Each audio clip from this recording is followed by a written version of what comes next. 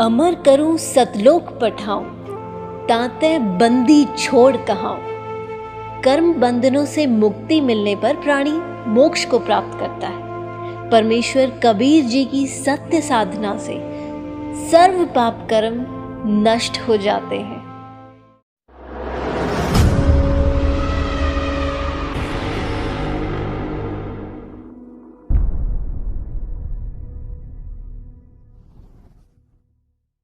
पुण्यात्माओं,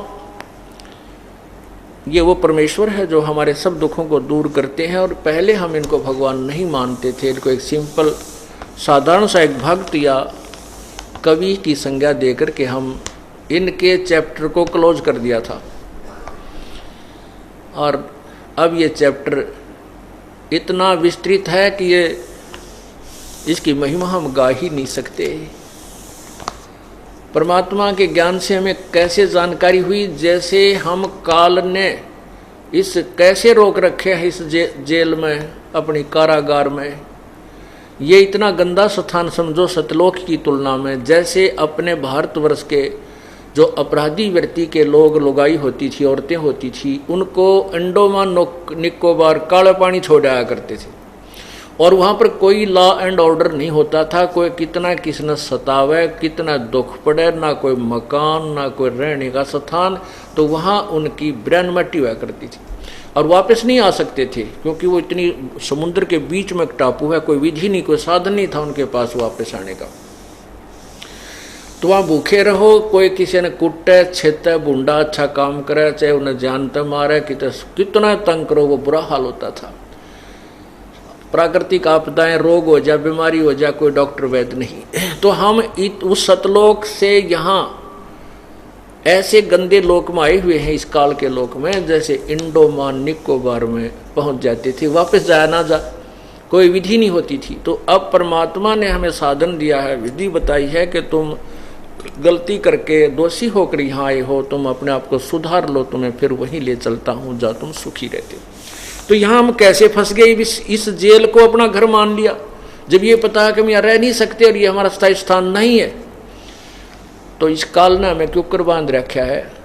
एक बंदर पकड़निया होता है, बंदर पकड़ने वाला, वो कैसे, तो उसमें वो चने डाल देता है, 1 किलो आधा किलो चने उसमें उस पात्र में डाल देता है, बुगड़े, और कुछ आसपास उसके बखेर देता है और दूर जा बैठता है एक तरफ। अब बंदर देखता है इधर उधर, उसको दिखते हैं कि बाहर चने पड़े हैं।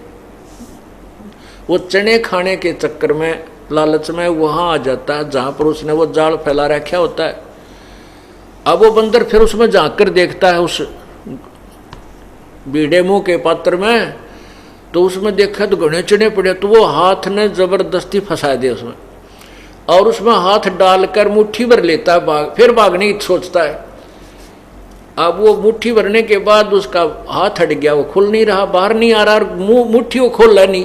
इतनी अकल कोई ना कि तू मुट्ठी खोल दे, इस चना ने छोड़ दे, वो लालच छूटे नहीं उस पर कति, उसके बस की बात नहीं कि वो मुट्ठी खोल दे, नहीं खोल सकता बंदर। अब वो उधर से मुट्ठी खोलता नहीं, हाथ उसका फंस गया है, चिल्लावे है, रोए है, टट्टी करे, पेशाब करे, वो मुट्ठी ना खोलता, वो खोल नहीं सकता। उस बंदर पकड़ने वाले को पता है उसकी बुद्धि का कि इसमें इतनी अकल सही कोई ना कि मुट्ठी खोल दे।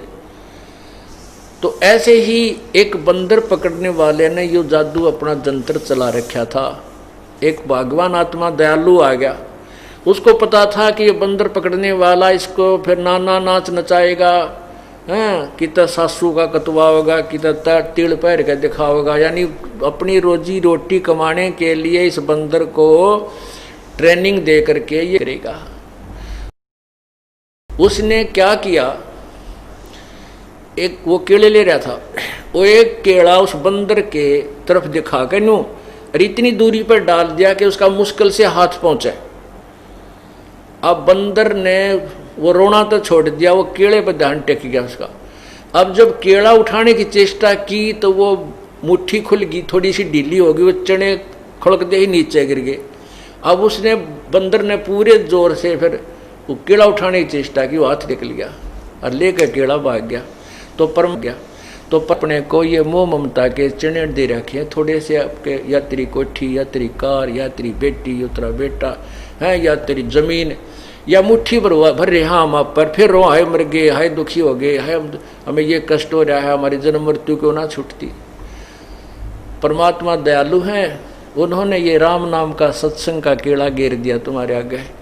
एक बार मुट्ठी छूटन लागी थारी, थोड़े बहुत समय आपको परमात्मा का यू केड़ा खाने को मिल जाएगा, और इस ले को केड़े को भाग जाएंगे अपना सतलोक में, फिर इसके छोड़ जाएंगे चने को यहीं पर। बोलो सतगुरुदेव की जय।